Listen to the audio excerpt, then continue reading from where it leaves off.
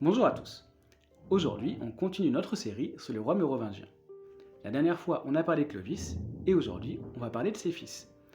Car oui, en général, on s'y intéresse assez peu, mais Clovis a eu des enfants. Quand on parle de l'histoire de France, souvent, on passe de Clovis aux Carolingiens, donc en gros Charles Martel, en oubliant qu'entre les deux, il y a 200 ans. Donc il s'est passé pas mal de choses. Donc aujourd'hui, on va parler de Théodoric, de Clodomir, de Childebert et de Clotaire.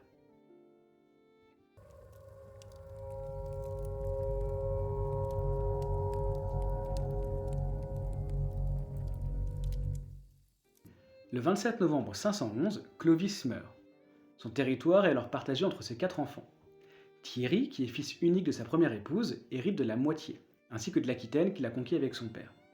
Le reste est alors partagé entre les 3 derniers enfants, fils de Clotilde. Le territoire a beau être partagé, il n'en reste pas moins uni. Il est parcouru par un réseau d'évêchés, un réseau commercial, et il est sous une même loi, la loi salique. Souvent, quand un territoire est partagé entre plusieurs frères, il y a beaucoup de conflits entre eux, et finalement ce sera assez peu le cas avec eux. Mais pourtant, ils vont quand même vouloir agrandir leur territoire, à commencer par le royaume burgonde. Du bon roi Sigismond. Enfin, bon roi, Sigismond c'était pas un saint non plus. Enfin si, c'est devenu un saint plus tard, mais c'est surtout quelqu'un qui a tué son fils pour faire plaisir à sa nouvelle femme. Toujours est-il que les rois francs vont essayer de trouver un motif pour entrer en guerre contre lui. Il faut trouver une justification pour envahir leur royaume.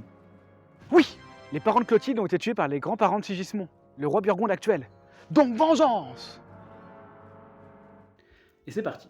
En 523, les rois francs, sauf Thierry, comme c'est pas le fils de Clotilde, il n'a pas participé à cette guerre, envahissent la Bourgogne. Ils capturent rapidement Sigismond, qui est livré par son propre frère Gondemar. Ils rentrent chez eux, en laissant quelques francs sur place. Mais dès qu'ils sont partis, Gondemar tue les francs et reprend son trône. Quand il l'apprend, Clodomir tue Sigismond et sa famille et les jette tous dans un puits. En 524, les rois francs essaient de reprendre la Bourgogne. Mais lors de la bataille de Vézons, Clodomir se perd et pensant trouver de l'aide auprès de soldats qui parlent franc, se retrouve en fait devant des Burgondes.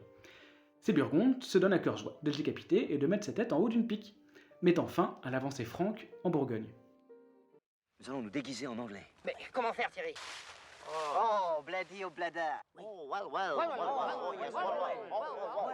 La petite bille. Michel, ma belle. Hein.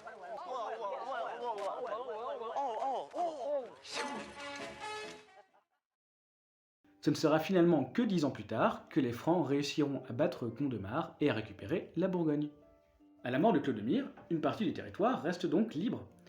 Il faut savoir ce qu'on va en faire. Logiquement, le territoire va revenir à ses enfants, Thibaut, Gunther et Clodoald. Mais ses frères n'ont pas forcément envie de laisser échapper ce territoire. Le premier à essayer de trouver un moyen de les récupérer, c'est Clotaire, qui va épouser la veuve de son frère, Gondioc.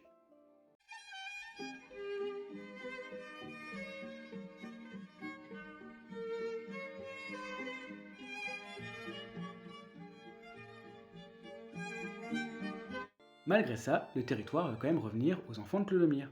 Leurs oncles ne s'en laissent pas démonter et vont régler ce problème rapidement en tuant leurs neveux, Thibaut et Gunther, de 7 et 9 ans. Seul Clodoald va s'échapper pour devenir une porte, la porte de Saint-Cloud. Le territoire revient donc aux 3 frères, même Thierry qui n'a pas participé aux assassinats. De son côté, Thierry il a pas mal à faire aussi. En 515, Grégoire le Tour nous parle d'une invasion danoise. Le roi Hygelac viendrait du nord pour piller ses terres. Thierry envoie son fils Tibère le contrer et Hygelac meurt avant de pouvoir regagner la mer. C'est cet épisode qui est raconté dans le poème épique Beowulf, dont on a déjà parlé. Plus tard, Thierry va aussi avoir une aventure du côté de la Thuringe. Donc le royaume de la Thuringe, c'est un petit peu à l'est, et il est lui aussi gouverné par des frères. 3 frères différents, Hermanfred, Badéric et Berthère. Évidemment, ça se passe mal, et Hermanfrid tue son frère Berthère. Là-dessus, Grégoire le Tour nous raconte une anecdote. Lors d'un banquet, Hermanfrid voit que sa femme n'a mis la nappe que sur la moitié de la table. Il lui demande pourquoi, et elle lui dit que tant qu'il n'aura pas tué son frère, il ne sera qu'un demi-roi, et donc qu'il n'a droit qu'à une demi-table. Sur ce, s'en va chercher un moyen de tuer son dernier frère pour rester le seul roi de Thuringe. Il s'en va donc demander à son voisin Thierry de tuer son frère, en échange de la moitié du royaume. Thierry s'exécute, il tue son frère, mais Hermanfrid a menti et ne laisse pas la moitié du royaume à Thierry. Thierry n'est pas content, il appelle donc son frère Clotaire pour aller conquérir la Thuringe. Ils le font, ils tuent Hermanfrid et on laisse Grégoire le Tour terminer cette histoire. Les Thuringiens arrivèrent au bord du fleuve de l'Unstrut. Et là, il y eut un tel massacre des Thuringiens que le lit de la rivière fut rempli par les cadavres amoncelés, et que les Francs s'en servirent comme de pont pour passer sur l'autre bord. Après avoir parlé de Clotaire, de Clodomir et de Thierry, on va maintenant parler du quatrième frère, Childebert.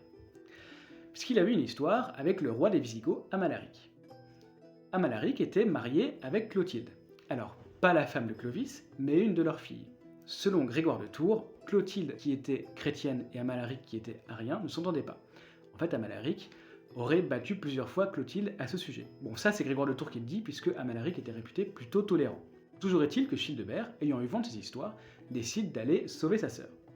Donc en 531, il fait tout le voyage jusqu'en Espagne, donc le royaume des Visigoths, pour délivrer Clotilde. Donc là, il va battre Amalaric, qui va se faire tuer par ses propres soldats. Childebert, une fois le travail fait, remonte donc dans son pays avec Clotilde, qui malheureusement meurt sur le chemin. On peut penser que ce genre d'événement a pu avoir lieu suite à la mort en 526 de Théodoric le Grand. Il était le roi des Ostrogoths et garant de l'ordre romain. Il faisait un petit peu office d'arbitre en Europe occidentale. Même si au final il n'y a pas eu beaucoup de conflits entre les fils de Clovis, ce ne sera plus forcément le cas avec ses petits-fils.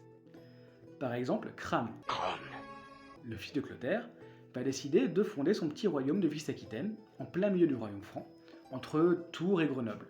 Un royaume qui va gérer de manière plus ou moins douteuse. En 555, après la mort de Thierry puis de Childebert, Clotaire reste seul maître du royaume des Francs. Seul reste le vice-royaume de Cram. Il va donc y avoir un conflit entre lui et son père. Cram étant seul, il va finir par s'allier avec les Bretons.